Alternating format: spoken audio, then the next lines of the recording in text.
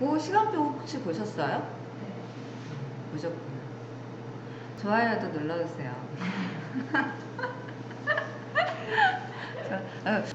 그리고 보면은 5번에 걸쳐서 하는데 시간표를 지금 보면은 5개잖아요. 5days니까. 근데 원데이즈 첫 번째 거가 되게 페이지가 많아요. 저는 이제 수업을 할 때 프로그램을 가지고 수업을 하는데, 우리가 일을 하는 데 있어서 프로그램이 엄청 많이 쓰잖아요. 그러니까 프로그램을 잘 알아야 업무를 훨씬 더 빠르게 할 수 있다라고 생각을 하거든요.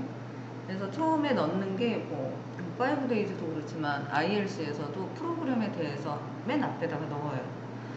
그 이유가 프로그램을 알아야지 일을 좀 더 빨리 할 수 있고 능숙하게 할 수 있어요. 능숙하게. 근데 우리 실질적으로 회사에 처음에 저 같은 경우도 들어가면 당장 신고 이런 것들이 위주였기 때문에, 신고 때가 아니라고 하면은 영수증 입력하고 이런 거밖에 못했었거든요. 근데 이제 프로그램에 대해서 이제 학원에서 또는 자격증 공부하면서 배우긴 했지만, 그 프로그램하고 실제 우리가 쓰는 프로그램이 조금 다르단 말이죠. 그래서 이 프로그램이 있는데, 여기에 있는 메뉴들이 어떤 역할을 하는지를 알고 하다 보면은 내가 입력을 하다가도 이게 내가 입력하는 이 분계가 어디로 가는지, 이게 어떠한 영향을 미치는지, 나중에 재무제표에 어떤 영향을 주는지, 또는 신고서를 만들어낼 때 이게 어떻게 되는지, 이런 것들을 알 수가 있거든요. 그래서 처음에는 이제 프로그램에 대해서 이제 보고, 이제 좀 많아요. 그래서 이게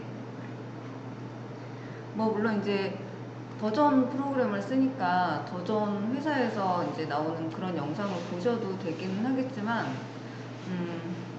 저는 이제 실질적으로 일을 하는 데 있어서 이 프로그램을 쓸 때 어떻게 이게 업무하고 실제 영향을 미치는지 그거를 같이 얘기를 해주니까, 그게 더전에서 얘기하는 것도 그것도 이제 보시면 좋고.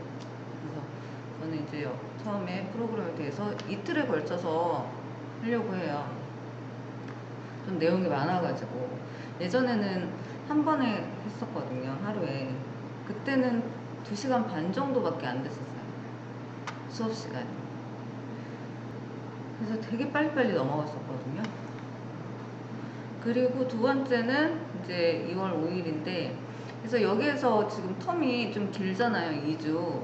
그래서 기존 영상 보시거나 아니면 교재 보시거나 한번 보시면 좋을 것 같고, 그 다음에 2월 5일 날은 이제 이 프로그램에 대해서 알았으면 우리가 갖고 있는 자료들이 있을 거잖아요. 그런 자료들을 어떻게 입력을 하고, 또는 입력하는 것도 있지만 업로드 하는 것들을 많이 하죠. 지금 통장 업로드 많이 하실 건데, 통장 업로드 외에 저는 엑셀 자료가 있으면 조금 가공을 해가지고 다 업로드를 해버려요. 왜냐면 기존에 있는 자료를 내가 입력하지 않고도 올릴 수 있다 그러면은 시간이 훨씬 줄어들겠죠. 그래서 업로드에 대해서 이제 2월 5일날 배울 거고, 그리고 이 순서가 있어요. 순서. 결산 자료 입력 자료 뭐가 있는데, 그거를 어떤 거 먼저 입력을 해야지 이게 나중에 일을 2번 하지 않는지, 그래서 이런 입력 순서가 있는데 그것도 볼 거고요. 그 다음에 이제 세 번째 요거가 있는데, 부가가치세 신고는 우리가 1월 2일날 수업을 했었어요. 그래서 부가가치세 신고서 작성은 그 교재에는 있어요. 그 교재에는 있지만, 그리고 기존 영상에도 있거든요. 혹시나 궁금하신 분 그거 보시면 될 거고. 그래서 그 부가세 신고서 작성하는 거는 안 할 거예요. 안 하고 대신 이제 회계 처리, 우리 은별 씨는 1월 2일 날 수업 받았잖아요. 그때는 회계 처리가 없었어요. 근데 여기에는 예정신고, 확정신고에 대한 회계 처리 부분이 들어가거든요. 왜냐면 결산을 해야 되니까. 그래서 그걸 볼 거고, 그 다음에 네 번째, 원천세 신고한 거, 그리고 이제 지급명세서 이거를 같이 볼 건데 연말정산이 들어가지는 않아요. 근데 원천세 신고를 지금도 엊그제까지 하셨잖아요. 그리고 이제 6월 12일이라 좀 그렇긴 한데 원천세 신고한 거에 대해서 또 회계 처리를 해야지 장부에 반영이 되니까 결산을 할 수 있으니까요. 그런 것들 보게 될 거고 마지막에 이제 이러한 자료들이 다 모여서 최종적으로 재무제표를 만들어내는 게 결산이거든요. 그래서 그 결산까지. 근데 보면은 여기 업무용 수용자가 있고 업무용 수용자하고 그 비상장 주식 양도 있어요. 2월 달에 아마 그 하반기 거 작년 7월부터 12월 달 그 사이에 주식 양도 양수가 있었으면 증권거래세 신고랑 주식 양도소득세 신고를 2월 말까지 해야 되거든요. 그래서 요거는 결산 부분은 아닌데 이때 좀 필요한 부분이 있어서 요거 같이 넣었고 이 법인이라서 요거를 할 거예요. 제가 이제 수업을 할 때는 법인 기준으로 설명을 합니다. 그래서 이렇게 5일에 걸쳐서 할 거예요. 근데 이제 제가 수업을 하다 보면은 시간이 좀 오버되는 게 있거든요. 그러면 지금 그 5days 목차가 맨 앞부분에 있을 거예요. 시간표에는 요 큰 것들만 이렇게 표시를 해놨는데 교재 보면 이제 세부적으로 이런 것들이 있거든요. 목차만 살짝 훑어볼게요. 우리가 어떤 걸 수업을 하는지 알아야지 나중에 영상을 보더라도 아 이거 먼저 봐야겠다 하는 것들을 아실 수 있을 거니까 이제 프로그램에 대해서 알아보는데 세무사랑도 아주 뭐 다르진 않아요. 비슷비슷하긴 한데 그래도 더 좀 가지고 하니까 그래서 이제 프로그램에 대해서 오늘 볼 건데 이틀에 걸쳐서 볼 건데 처음에 결산이 뭔지를 한번 보고 그 다음에 프로그램으로 넘어갈 건데요.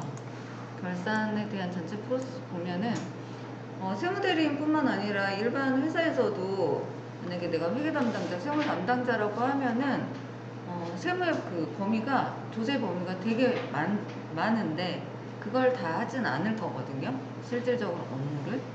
그래서 우리가 진짜 직접적으로 업무해야 되는 그 범위 그걸 볼 거고 그 다음에 결산 흐름 그 다음에 우리 세무대리인이나 일반 기업에 다니시는 분들 매달 해야 될 업무들이 있어요.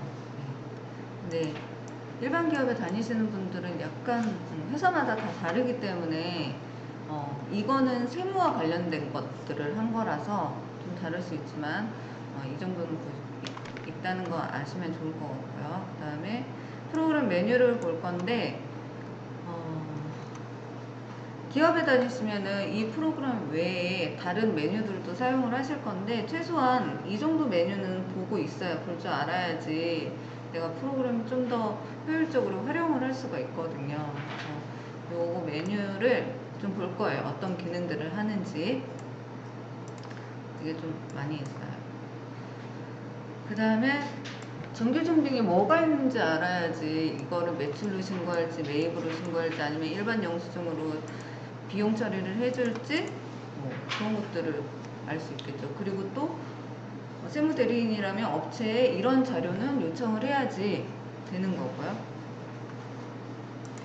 그리고 항상 우리가 그 세금계산서나 지출증빙이 있어야 된다라고 이렇게 막 생각을 하시는데 세금계산서 발행이 안 되는 건들도 있어요. 어떤 것들은 정규 증빙이 없어도 되는지 대신 이제 회사에서는 돈을 지급을 하고 해야 되기 때문에 그거 정규 증빙은 아니지만 증빙의 역할을 하는 것들이 있거든요. 그런 것도 보고 그 다음에 이게 이제 세 번째 날 할 건데 결산자를 준비하고 입력 순서에 따라서 업로드로 쉽게 업무를 하려고 합니다. 결산 자료 준비하면은 지금 이번 달에 부가가치세 신고 2기 확정 부가가치세 신고하실 건데 부가가치세 신고 요거 자체도 결산 자료에 해당이 되거든요. 그리고 통장 거래 내역, 현금 수납장, 원천세 신고한 거, 그다음에 기타 결산 관련 증빙들이 있어요. 이게 좀 내용이 좀 많고요. 그다음에 이러한 자료들을 어떤 순서대로 입력을 할지 그거를 보게 될 거예요. 물론 이제 본인이 하는 스타일이 있으실 건데 저는 이제 한 10년 넘게 일을 하다 보니까 처음에는 뭐부터 시작해야 될지 몰랐어요. 근데 하다 보니까 이제 순서가 막 생기는 거죠. 아, 이걸 먼저 했더니 일이 좀 더 빨라지더라 하는 것들. 그리고 이러한 자료 입력을 할 때 주의해야 될 것 같아요. 왜냐면 우리는 일을 2번 하면 안 되니까요. 저는 일 2번 하는 거 너무 싫어했어가지고. 그 다음에 업로드가 있는데 이 통장 업로드 이게 이제 기본적으로 프로그램에 깔려 있어요. 이걸 가지고 이제 기타 자료 업로드를 할 거예요. 자료 변형을 해가지고. 그래서 엑셀로 되어 있는 자료가 있다 그러면은 이제 대부분 웬만하면 업로드를 하려고 해요. 왜냐면 내가 입력을 하는 것보다 이렇게 업로드 하는 게 훨씬 정확할 수 있거든요. 왜냐면 내가 입력하다가 이게 숫자가 잘못 들어간다거나 계정 과목이 잘못 들어간다거나 할 수 있거든요. 그래서 요거를 알게 되면 제가 이거를 되게 강조를 많이 했는데 그 배우시는 분들이 이거를 정말 잘 써먹고 있어요. 이건 이제 법인 사업자든 개인 사업자든 잘 쓸 수 있어요. 그 다음에 부가가치세 신고 회계처리인데 부가가치세 신고서가 이번에 나오면 그거에 대해서 회계 처리하셔야 되잖아요. 그래서 이게 부가가치세 신고서 분계 반영을 볼 거고 그 다음에 총계정 원장에서 확인해야 될 부분이 있어요. 부가세 분계할 때. 그리고 원천세 신고랑 지급명세서 보면 원천세 신고 이제 매달 뭐 10일까지 하실 건데 그거 말고 지금은 간이지급명세서 뭐 이런 거 생겼잖아요. 근데 간이지급명세서는 별게 없어요. 그냥 뭐 매달 그 금액이 맞는지만 확인해서 어차피 원천세 신고할 때 그 금액하고 간이지급명세서 매달 제출해야 되는 건 그 금액이 대부분 맞을 거니까요. 근데 1년에 한 번 제출하는 정기 지급명세서 있어요. 그거를 2월 말까지 3월 10일까지 제출을 해야 되는데 그거를 제출을 제대로 못하면 가산세가 있고 그 금액이 크기 때문에 보셔야 되는 부분이 있어요. 그리고 연말정산하고 또 지급명세서가 있는데 연말정산을 보지는 않을 거고 연말정산을 했을 때 이게 지급명세서랑 어떻게 연결이 되는지 그거를 볼 겁니다. 그 다음에 원천세 신고서가 매달 나오면 인건비 등이 있을 거잖아요. 그것도 이제 회계 처리 해줘야 되니까. 그 다음에 결산에서 볼 때 이제 이런 것들이 다 대부분 결산 자료라고 보시면 되는데 우리는 세무대리나 회계 담당자는 이러한 신고들이 누락되지 않게 해줘야 되는 건 당연한 거죠. 신고 누락이 되면은 항상 가산세가 있다고 보시면 되니까. 그래서 그런 신고서가 다 나왔을 때 회계 처리도 해서 근데 회계 처리를 하기는 했는데 이거를 결산이라는 마지막 단계에서 결산이라는 단계를 거치면서 좀 다듬어주는 역할을 한다고 보시면 될 것 같아요. 재무제표를 만들어내야 되는데 기존에는 그냥 막 입력만 했단 말이에요. 그러면 이 입력한 것들이 재무제표에 제대로 반영이 됐는지 또는 거래처 원장이 잘 맞게 남아 있는지 거래처 원장이 잘 맞게 남아야 나중에 자산 부채 금액이 맞게 남거든요. 그래서 거래처 원장 확인을 할 거고 결산자료 입력에 할 건데 여기 원천세 신고하고 부가세 신고한 거는 신고서 자체가 있지만 기타 증빙들은 신고서는 뭐 이런 게 없어요. 그냥 비용으로 인정받을 수 있는 것들을 반영을 하는 것들.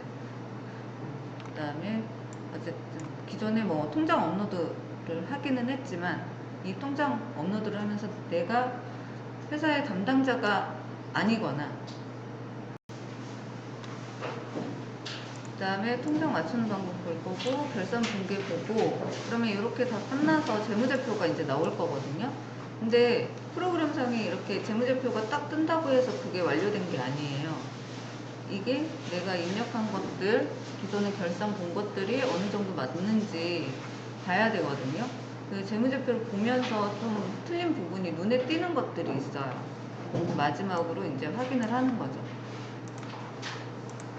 그 다음에 업무용 승용차는 프로그램에서 또 해줘야 되는 부분이 있어요. 요새 뭐 회사들의 그 차량이 없는 회사들은 없을 거니까 이거를 해주면 나중에 세무조정으로 이게 연결이 되기 때문에 프로그램상에서 해줘야 되는 게 있거든요. 그 다음에 이거는 결산하고는 무관하지만 마지막으로 주식 양도양수의 건에 대해서 어떤 업무를 해야 되는지 세무대리인이나 회계 담당자는 무조건 알고 있어야 되는 부분이 있어서, 법인이라면요 있어서, 이게 마지막으로 볼게요.